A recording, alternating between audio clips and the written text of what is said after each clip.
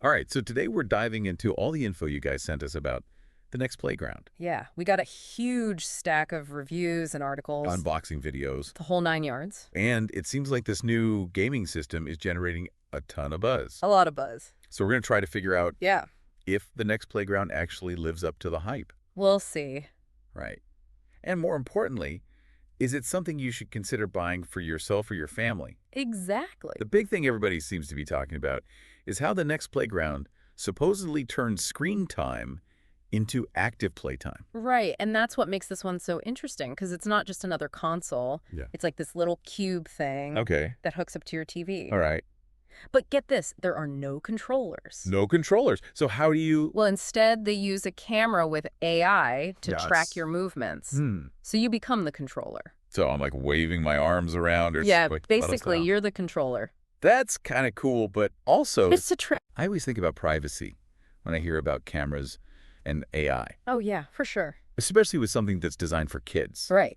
I mean, am I being paranoid or is that a valid concern? No, I think that's a totally valid concern, and it's something that the reviewers addressed head on. Okay, good. So from what they're saying, all the AI processing happens right there on the device itself. Okay. So no data is sent to the cloud. It's not stored anywhere.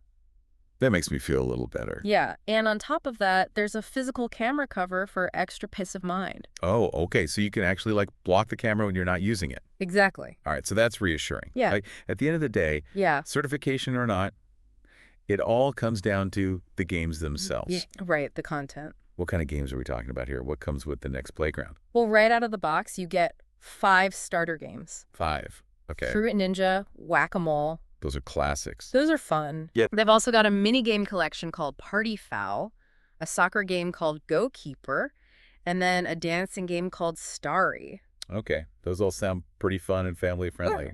Definitely. But 5 games isn't exactly a huge selection. No, you're going to want more. So what if you want more variety? That's where their Play Pass subscription comes in. Okay, so it's like a paid subscription. Yeah, it's either a quarterly or yearly fee, and that unlocked a whole library of over 20 games, Boy. with new ones being added all the time. So it's constantly growing. Yeah, they're adding new stuff all the time. Okay, so what kind of games are we talking about with this Play Pass? We're not just talking about, like, generic knockoffs. Okay. They've got licensed titles featuring some big names, Oh, really? Like what? like Stuff Kids Love, Yeah. Peppa Pig, Elmo, Barbie, Connect 4, even Kung Fu Panda and Teenage Mutant Ninja Turtles. Wow, so they've got a pretty good range. Yeah, they're really running the gamut. Yeah. Yeah. But is it all just mindless fun, or are there any games that are, actually good for you?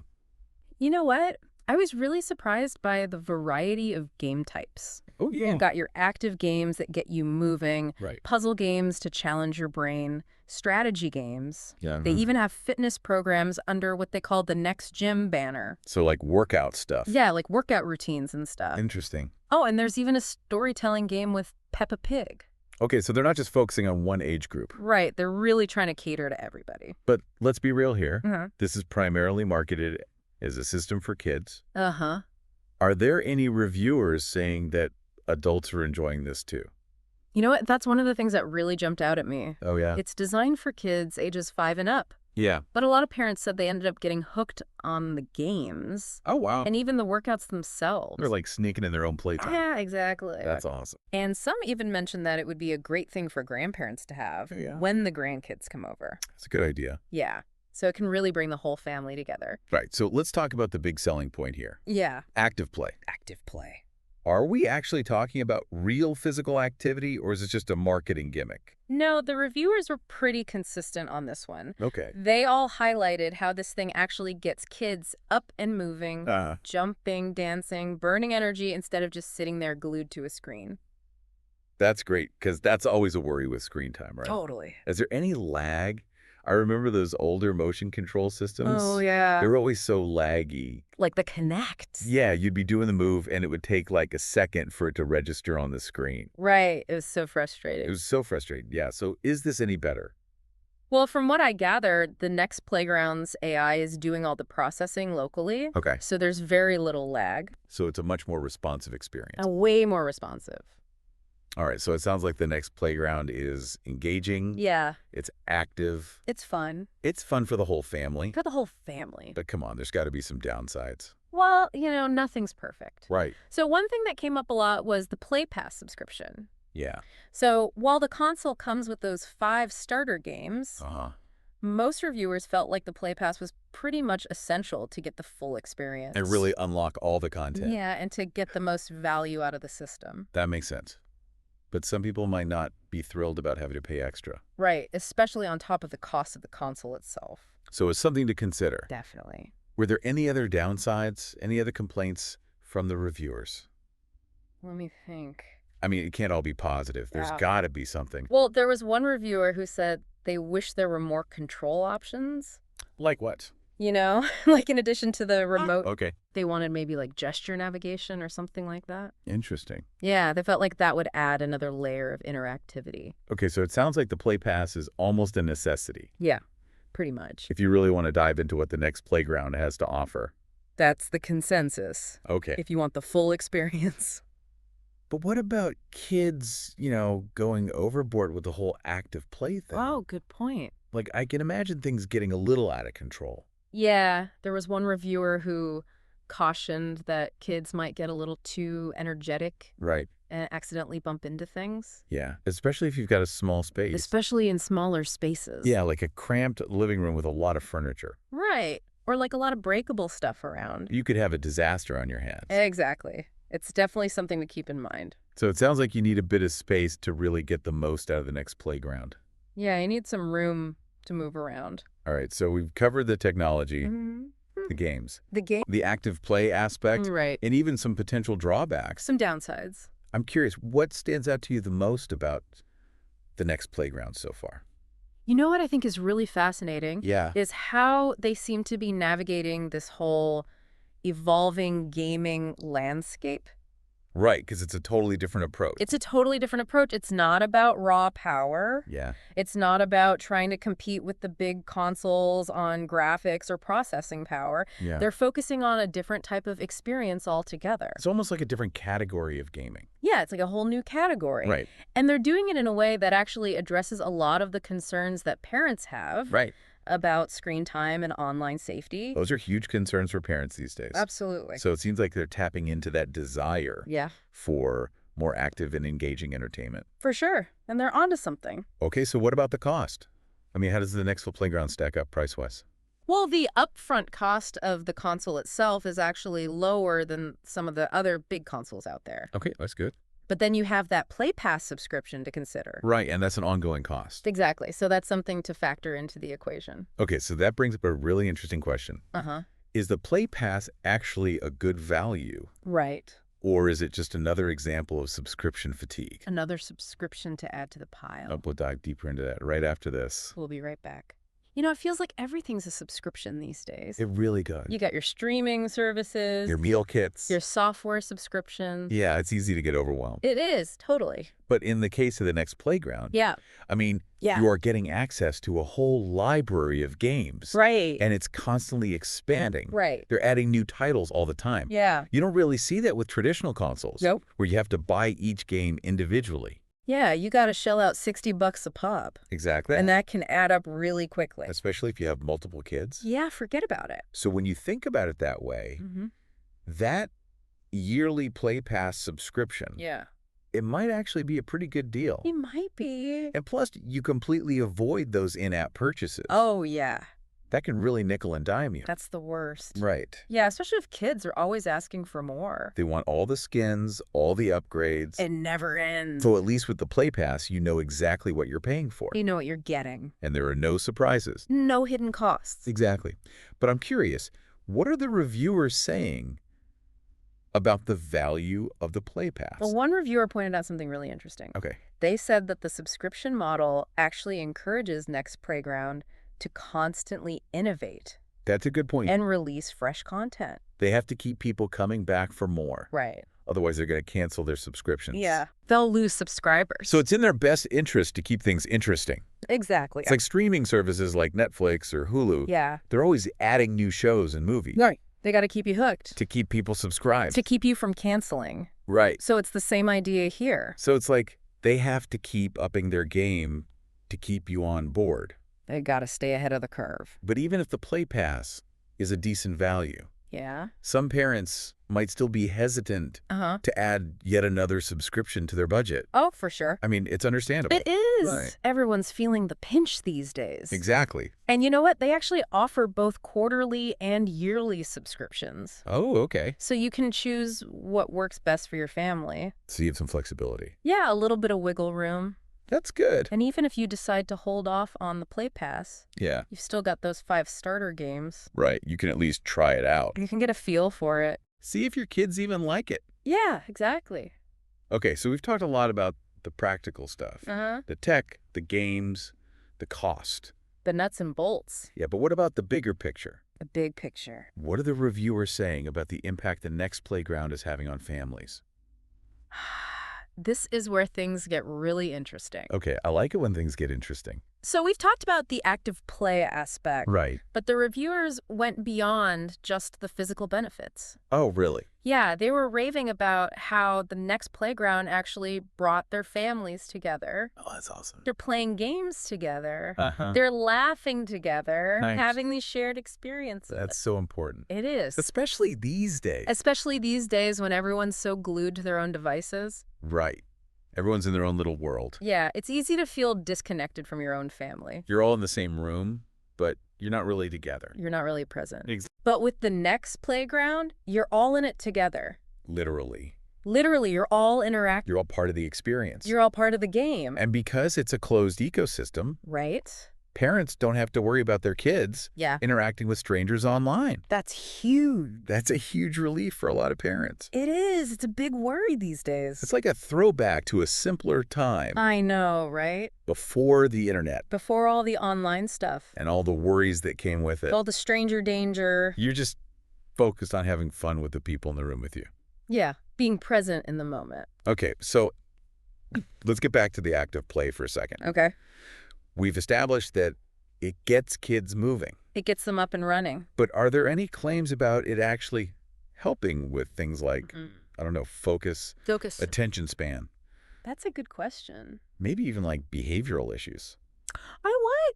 Several reviewers did mention that their kids who usually struggle to sit still Oh, interesting. were completely engrossed in the games for hours. Wow, so they were actually able to focus. Yeah, they were really engaged. That's amazing. It's pretty remarkable. It really shows you the power of active and interactive play. It's not just about the physical activity. It's about engaging their minds and their bodies at the same time. Yeah, it's holistic. So it's not just running around and waving your arms. Nope. Are there any actual educational benefits to these games? There are definitely some educational elements woven into the gameplay. Like what? For example, there are puzzle games Okay. that help develop problem-solving skills. Uh-huh. There are math games. That make numbers fun. Exactly. They make learning fun. That's awesome. And there are games that improve hand-eye coordination and motor skills. So it's like sneaking in a little bit of learning Yeah. while they're having fun. You don't even realize they're learning. They're just blank. They're just having a good time. That's the best way to learn. Absolutely. I'm curious, what did the reviewers have to say about the educational aspect? Did any of them specifically mention any benefits they saw in their kids? Yeah, one reviewer made a point that I thought was really interesting. Yeah. They said that the Nex Playground actually got them exercising more than they ever did before. Really? Even more than the adult? Yeah, they were surprised by it too. What? They even compared it to those expensive workout mirrors. Oh yeah, those are all the rage right now. But they said the Nex Playground was way more affordable. That makes sense? And most importantly, way more fun. So it's not just for kids. Nope, it's a workout for the whole family. It's motivating adults to get moving as well. It's a sneaky workout. You're having so much fun, you don't even realize you're exercising. Exactly. But let's be real, not every parent is going to be thrilled about having their living room turned into a virtual playground every day. Oh yeah, I can see that. Right. It can get a little chaotic. So were there any reviewers who talked about how they managed the whole screen time thing? Yeah, actually, quite a few of them said that the Nex Playground actually made them feel less guilty Less guilty. about screen time. Really? Yeah, because they knew their kids were being active and engaged, Okay. not just passively watching. So it's like active screen time. It's a different kind of screen time. Instead of just vegging out, Right. they're actually using their bodies and their minds. They're getting a workout. That's great. And one reviewer even called it a guilt-free way to enjoy screen time. I love that. Guilt-free screen time. That's a great way to put it. It's a win-win. But what about the potential for overstimulation? Oh, good point. I mean, you've got kids getting all excited, running around. Jumping. Could it all be a bit too much? Yeah, that's a valid concern. Especially for younger kids. Especially for little ones. So did any reviewers mention any strategies Yeah. for managing that? Actually, one reviewer mentioned that they incorporated the Nex Playground into their bedtime routine. Oh, interesting. So their kids would play for a bit, burn off some energy, tire themselves out, and then they'd be ready for bed. So instead of fighting bedtime, Yeah. they're actually using the Nex Playground to get their kids ready for sleep. It's like a pre-bedtime workout. That's pretty clever. It's a good strategy. So it's almost like a digital lullaby. A digital lullaby. But what happens when the novelty wears off? That's the question. How does the Nex Playground keep things fresh and exciting? Well, remember that constantly growing library of games we talked about? Right, with the Play Pass subscription? Yeah, that's a big part of it. So they're always adding new stuff. New games, new features, new content. To keep people engaged. To keep it from getting stale. Did they mention any specific examples? Yeah, they had a Halloween event. Oh, fun. Where you could unlock a special jack-o'-lantern bowling ball. Oh, that's cute. Yeah, little touches like that. It's the little thing. It may keep players coming back for more. It's like they're building a community around the Nex Playground. Exactly. Which is really smart. It's a good strategy. But with all this talk about the positives, I'm wondering, are there any downsides that the reviewers brought up that we haven't touched on yet? Like, what about durability? If kids are jumping around and getting really active, it seems like there's potential for things to get broken. You know, it's funny you should mention that. Durability didn't actually come up as a major concern in any of the reviews we read. Really? Yeah, it seems like the general consensus is that the Nex Playground is built pretty tough. Okay. That's good to know. Yeah, it's definitely something to consider, though, especially if you've got kids who are a little rough on their toys. Right, because those controllers, I mean, they're you. Exactly. You are the controller. So if you trip and fall, there's no controller to cushion the blow. Exactly. It's something to think about. It is, for sure. What about the space you need to play?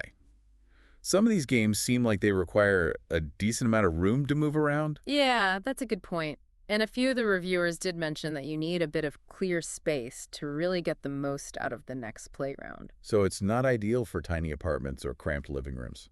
Probably not the best fit. You need enough room for kids to move around freely without, knocking things over or bumping into each other. Yeah. Exactly. It could get a little dangerous. So it sounds like a bit of spatial awareness is required. And maybe it's not the best choice for families who are, let's say, spatially challenged. I think that's a fair assessment. If you're living in a small space or you've got a lot of fragile knickknacks within arm's reach, you might want to think twice before you turn your living room into a Nex Playground. Makes sense. But for families with a bit more room to spare? I think it's a fantastic option. I mean, it's engaging, it's active, it's educational. And it gets a whole family involved. It does. It really does seem like they've thought of everything. I think so. I think one thing I keep coming back to is that subscription model. Do we really need another subscription in our lives? It's a good question. I mean, it just seems like everything is moving towards a subscription these days. It's subscription overload. But I think in this case, it's important to remember that this subscription model allows Nex Playground to offer a constantly evolving experience. I see what you mean. So they can invest in new games, new features, new content, because they've got a steady stream of revenue coming in. Right, exactly. It's not just about making money. It's about creating a sustainable platform that can continue to grow and evolve over time. And they're not just competing with other consoles, they're competing with all the other forms of entertainment out there, from streaming services to mobile games to good old-fashioned outdoor play. It's a crowded market out there. So for Nex Playground to succeed, they really do have to keep things fresh and exciting. Absolutely. So to bring this all back to our listeners. Yeah, let's wrap it up. What's the final verdict on the Nex Playground? Is it a game changer or is it just another fad? I think it's more than just a fad. Yeah. I think it's addressing a real need in the market for more active and engaging entertainment options for families. Especially in a world that's increasingly dominated by screens and technology, I think the Nex Playground offers a refreshing alternative. For sure. It encourages us to get up, move our bodies, and connect with each other in a meaningful way. So if you're looking for a way to make screen time more active and engaging for your family, maybe a little less guilt-inducing. A little less guilt, yeah. The Nex Playground might be just the thing you've been searching for. It's not perfect, but it's definitely a really promising step in the right direction. I think so, too. Well, that about wraps it up for this deep dive into the Nex Playground. Thanks for joining us. We hope you found it informative and maybe even a little bit inspiring. And who knows, maybe you even learned a thing or two. Until next time, keep playing.